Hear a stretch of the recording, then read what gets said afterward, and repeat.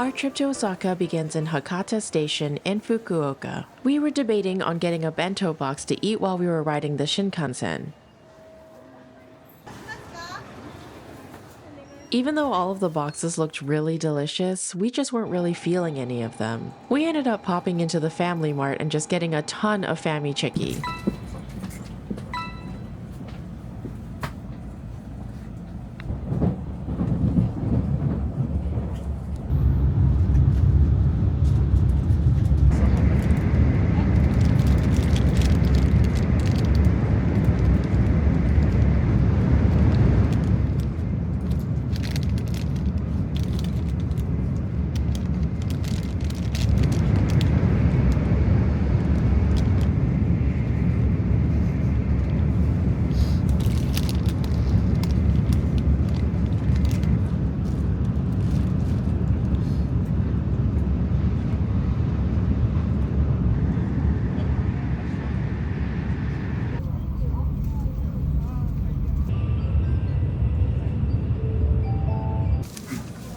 Does not look good.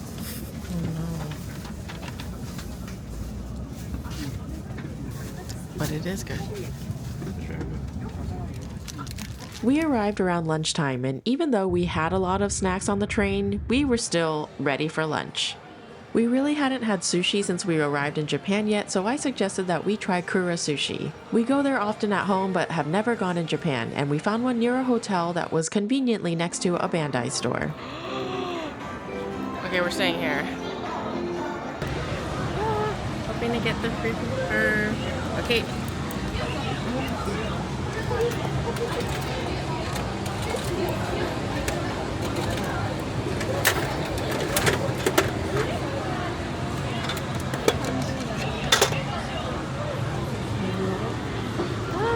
Okay, we did not get her. No. Can't open. How do you open? Aww. Once our number was called, we went back to Kura. Everything was automated, so we put in our number into a machine and it told us which table was ours. Just like the ones in the US, you're able to order your food off of a tablet or pick it up off of the revolving belt. It was really exciting to see all of the fresh and interesting options they had here.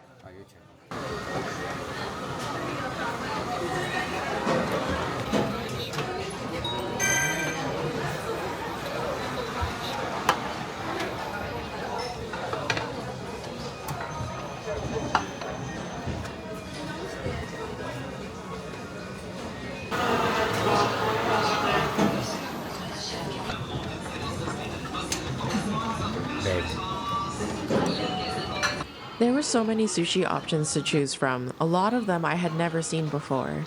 I naturally gravitated towards the scallop, salmon, and I was really excited to see this fried corn.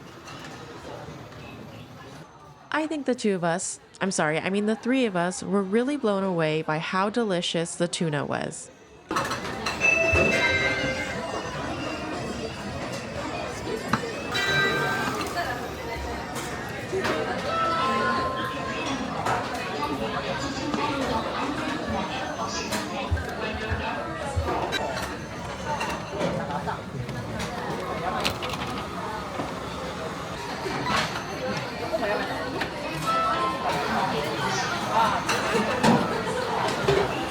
Did we win? Do you think we won?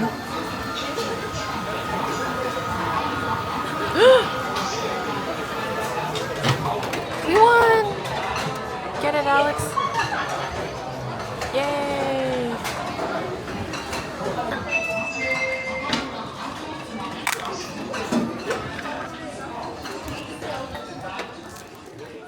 One of the very memorable dishes we had here was the truffle cream savory egg custard.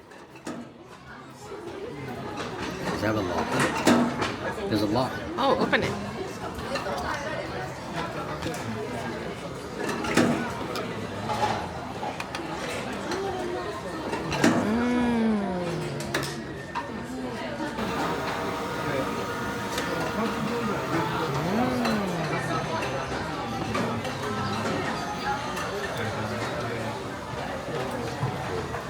Really? Okay, my turn. Since everything was automated, at the end of our meal, we just paid at a machine and left. I really love the convenience of everything.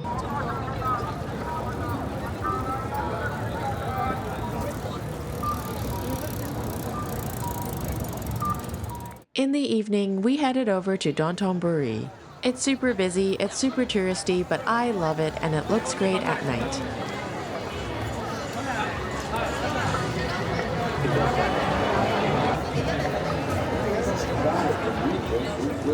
There's a really big GiGO arcade here, and it didn't take us that long to find it. Oh no, how do we end up here? Uh-oh.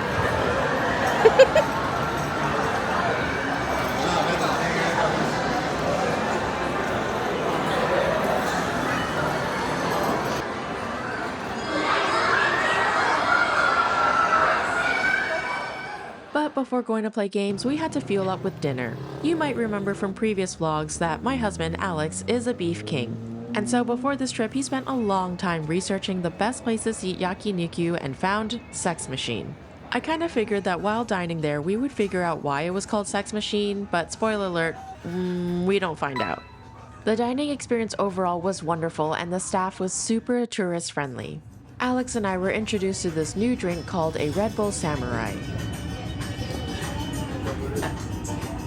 Okay. Cheers. Instead of being cooked over a gas range, our barbecue used some flaming coals which the waitstaff brought over and placed into the pit at our table. For our meats, we ordered the Soul King set, which came with premium cuts of beef. We were basically drooling when they brought this platter over. And not exaggerating at all, but every bite was heavenly. Perfectly marbled, juicy, tender, and paired really well with the rice and a bit of wasabi.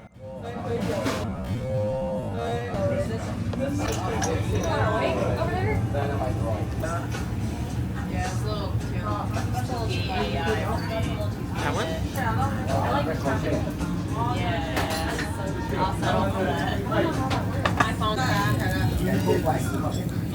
After dinner, we went back to the arcade, but instead of GiGO, we went to round one. We saw these cute Haikyuu Manpuku figures and tried to win them. Oh, I'm way off.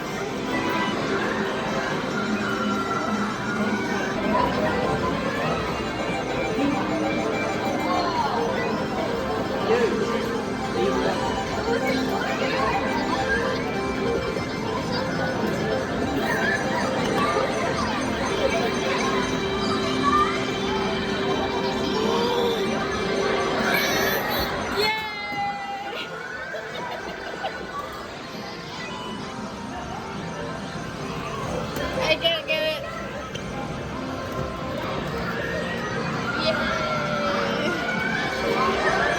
After winning the figure and on the way back to the hotel, we decided to stop and gaze at the iconic river. Even though this wasn't our first time in Osaka, I don't think we'd ever really stopped here just to take in the sights.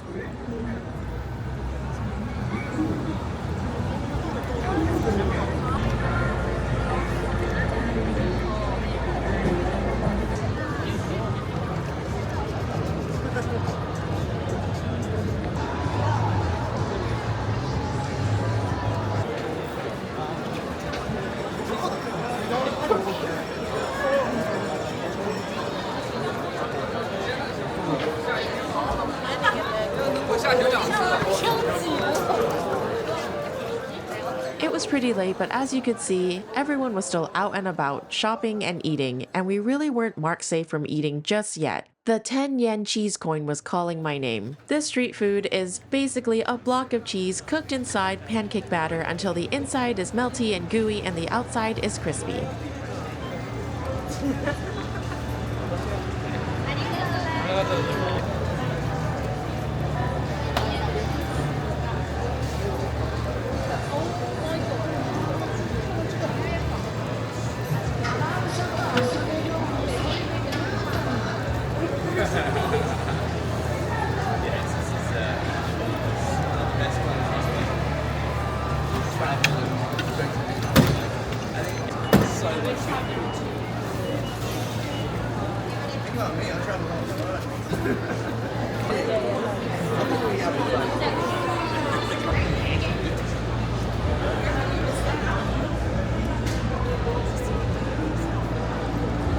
She's picking.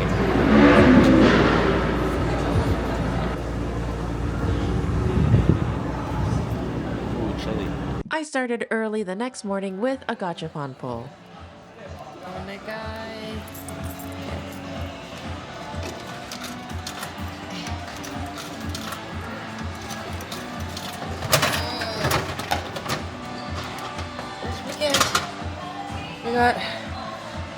We got this one. No.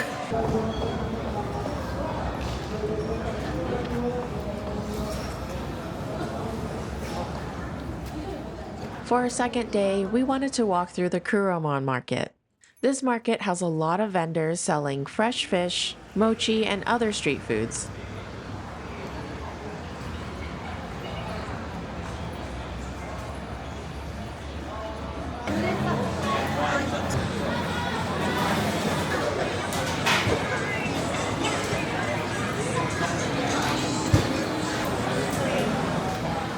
Even though so much of the food looked really good to us, especially the fish, kind of like how we did on the Shinkansen, we ended up getting breakfast at the 7-Eleven.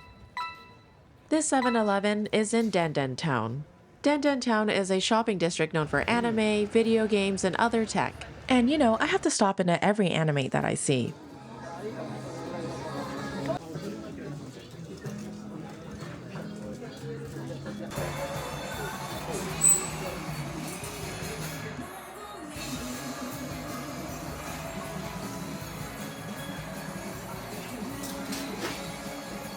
Oh, look at these Harry Potter ones. So cute. Oh.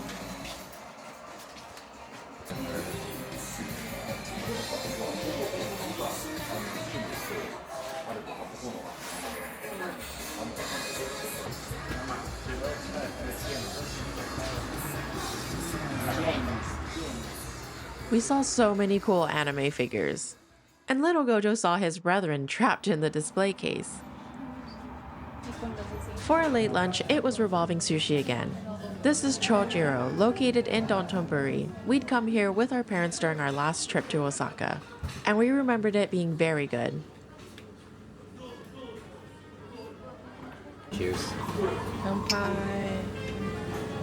I was gonna do this.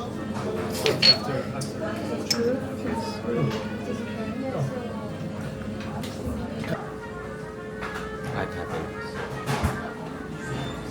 It's a good kind though. I think my favorite thing was the salmon topped with raw white onion. I must have had 3 or 4 of these.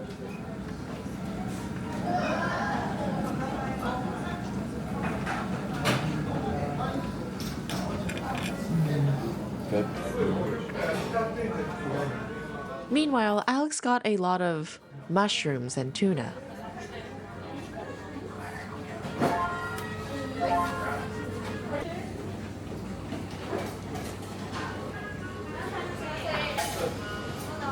Before heading back to the train station, I saw this milk ice cream stand, and being a huge lover of milk ice cream, I had to grab a cone.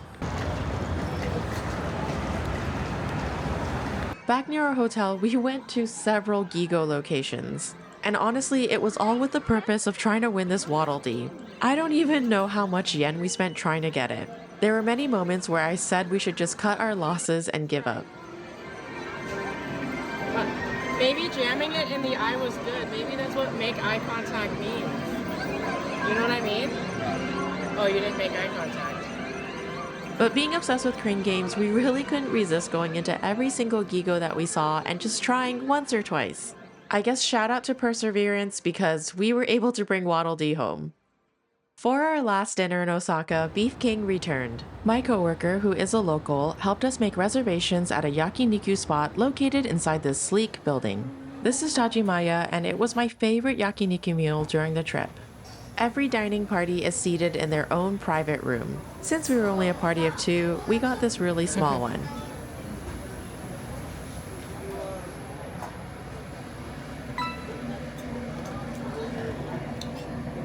In preparation for this trip, since Alex loves to eat beef and yakiniku so much, I decided to make a cheat sheet that showed all of the different beef cut names in Japanese. I figured it would make things a lot easier when we were trying to read a menu or make an order. It was very helpful here.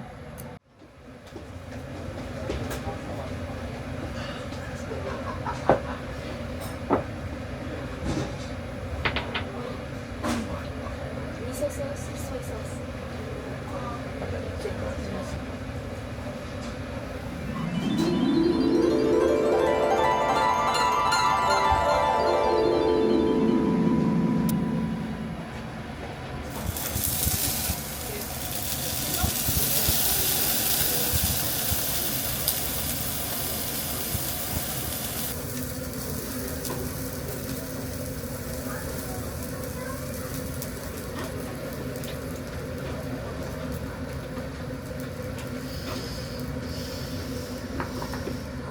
In addition to their extensive beef menu, they also had some other plates, including these Korean-style dishes like bibimbap.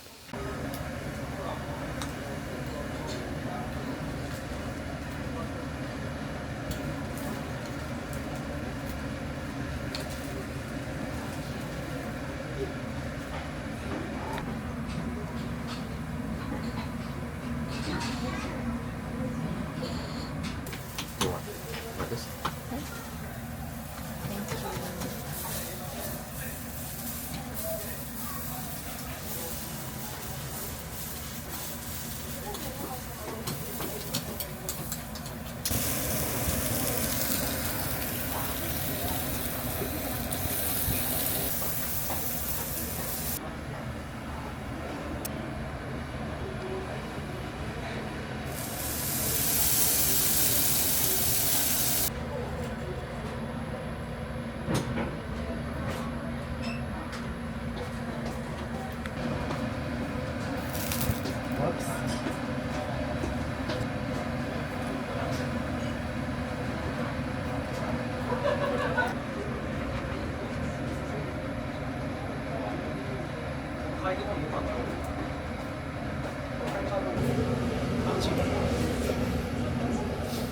I really love this meal.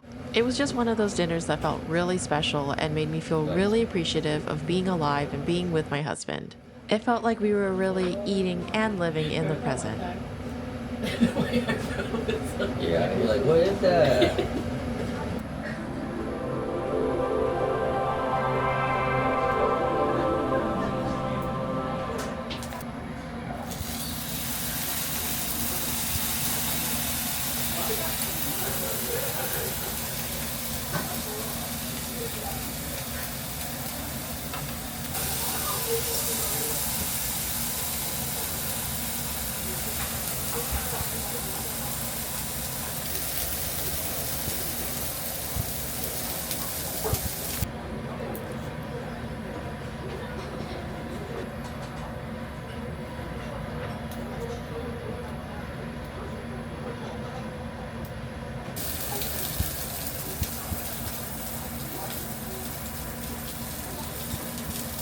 Seriously, the food was so good. We almost went somewhere else for our last dinner in Osaka, but I'm so glad that my coworker recommended this place to us.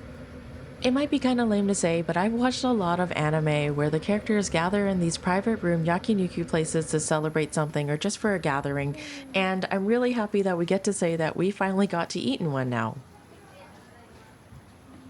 Well, that concludes our eating in Osaka. We've got another 6 nights in Japan, and they're all gonna be in Tokyo. Coming up in the next vlog, us eating a lot in Tokyo, among a lot of other fun things, of course.